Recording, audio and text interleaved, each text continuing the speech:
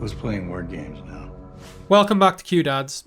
I'm Steve, and episode 5 of Monarch has nowhere near the same level of action as the previous episodes, but delivers with its mystery and intrigue all at the same time. The mystery around Lee and May's characters and their backstories have me intrigued the most, but more on these in a moment. Episode 5, titled The Way Out, starts in a Monarch outpost in Alaska, with Cate, May and Kentaro locked away in some kind of prison cell. One by one, we see the frustration in each of them, and our French lady spots a weakness in May. She highlights her vulnerability with her sister and gives her a playing card to use later on. There's a bit of a debate, as Jim wants the current Monarch to understand more about the Monarch legacy, yet the others don't. They come up with a plan to give Kentaro, Cate and May a long leash and send them on their way. They are dropped at an Alaska airport with fresh passports and money as part of Monarch's plans. Cate and Kentaro convince May to find Hiroshi, although May's reluctant. Here, I question why. Why is she hiding? Yeah, I suppose she could fear for her life, but I still think this is connected to her sister. I still question if she's double bluffing and trying to play Monarch. Lee's shown footage of Keiko and Randa, highlighting his emotional connection to them. Here we get a beautiful clip of both young and old Lee, that father and son acting homage. It also stated that this is one of the only clips they managed to recover from Randa's files. We also get another reference to his age, as we're reminded that he's about 90 years old, or at least should be. It turns out there was a classified mission. Was this to the Fountain of Youth? Or, as me and Ben predicted, is this something to do with Hollow Earth? I think we're starting to wonder now if he somehow got frozen, or if there was some kind of time slip. Maybe trying to enter into Hollow Earth causes some kind of slip, or maybe our teleporting Titan actually teleports through time. There's even some theories going round that Lee's a clone or a robot. I doubt this, but there has to be something with his age. Back to Cate, May and Kentaro as they arrive in San Francisco. We get a quick glimpse of some new underground housing for society to survive the Titans. They get a lift with James to Kate's home, and her mother finds out about Kentaro and the fact that Hiroshi had secret lives. At this point is when things start to get really enjoyable, as the guys are smuggled into the city, courtesy of James. They head to Hiroshi's San Francisco office.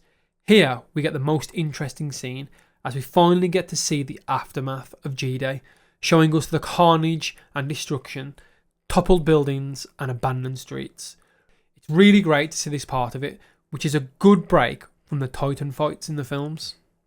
We are treated to some interesting flashbacks of Cate as she suffers with PTSD. Here we learn more about her life and how she ended up on the bus in the first place.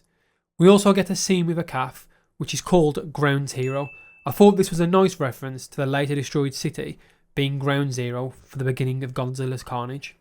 As they make their way through the city, they almost get caught by some guards, who then, in an hilarious moment, blames the cat, with one guard getting ticked off. Just more goddamn cats. I think we should start shooting them. Oh, come on, man. Yeah, I'm serious. They are chased underground by the guards, but thankfully manage to escape them. Before they do, we learn that Kate's apple doesn't fall far from her dad's tree, as she realises she is no better than he was. They finally get into his office, and Kentaro figures out how to plot the flow of Godzilla, or at least Hiroshi, on the map. This highlights not only where he has been, but where he is heading. Africa. Will we finally see that desert shot from the trailers? Weirdly, this map also seems very familiar in its design. If we look back to episode 1, when Keiko first meets Bill, Bill shows her a map of the Titan from the Philippines. The map they find in Hiroshi's building looks a lot like that, but obviously the path the Dragon Titan or Wyvern was following was on a smaller scale. Does this mean all Titans move in a similar motion? Is this how Hiroshi and Monarch are always able to find them? We then end the episode with a surprise, as May calls the French lady and asks her what she has to do to go home. Now, this makes me question, is this all because of the Lyra person who May keeps calling, who we believe to be her sister? Who is Lyra, and what is her involvement in all of this?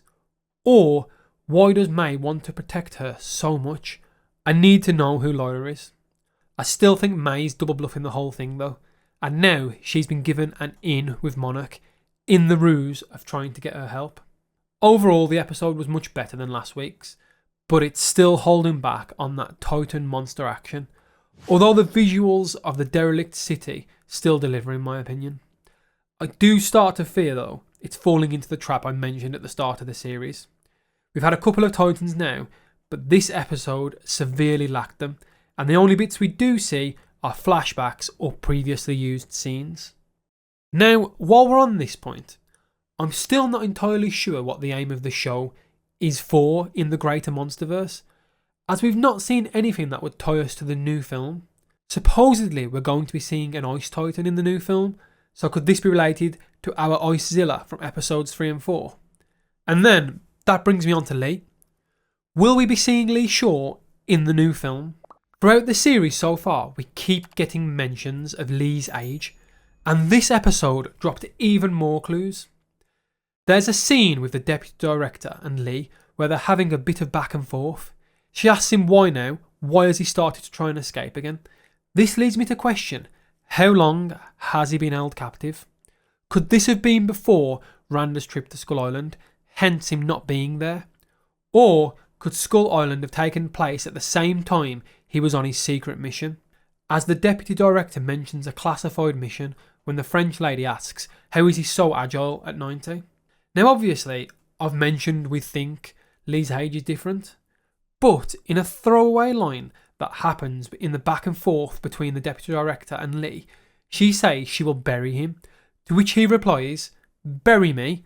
Who's playing word games now? This sent my brain into crazy mode, thinking what that could mean. I have two theories off this. One, he was previously buried in something that stopped him from aging, maybe on a pursuit to Hollow Earth, and this could be his secret mission. Two, he might be almost immortal now. I think it's a crazy idea, but could the bury me line refer to the fact he can't die? Is he almost trapped in his current body's state? Either way, Monarch seemed to really want Lee to be around, as he seems to know a lot of things they don't, and I'm getting the feeling Lee already knows what's on the files, and he wants the legacy of Monarch to see how it all started, and by that I mean Hiroshi, Cate and Kentaro seeing the history for themselves, completely untainted. Obviously I played on the title there, but could the legacy of monsters actually not refer to the Titans, but the people that formed it, or the people that now run it? Anyways, let me know your thoughts in the comments. Was Lee involved in some kind of experiment elongating his life? Is May a double agent? And do you think we'll see any of the Titans from the new trailer pop up in Monarch? As always, we'll be doing our weekly cast on the episode, and you'll get to hear Ben's opinions on the questions above. Anyway, catch you next time with something new.